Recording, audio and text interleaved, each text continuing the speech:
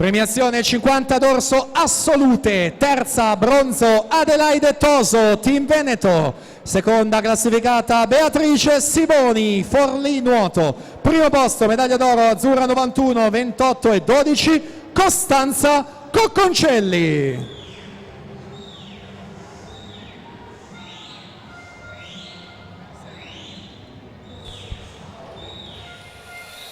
Sono ai blocchi di partenza gli atleti della prima serie. In corsia numero 1 Francesco Toniolo, alla 2 Mattia Geron, in 3 Tommaso Zuin, alla 4 Federico Rizzardi, in 5 Alex Sabbatani, alla 6 Marco Masetta, in 7 Riccardo Neri, alla 8 Marco Munteanu.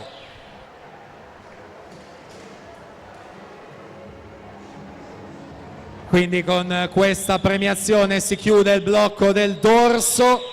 Avremo ora le 4 premiazioni dei 200 farfalla, in arrivo anche una prima serie dei 100 rana ragazzi che appena vi abbiamo presentato. Intanto si chiude la 2, 1.8,70 in corsia 5 Nicolò Bertoldo su Ilian Beninca, 1.8,84, quindi si assegnano le medaglie della rana alla partenza prima serie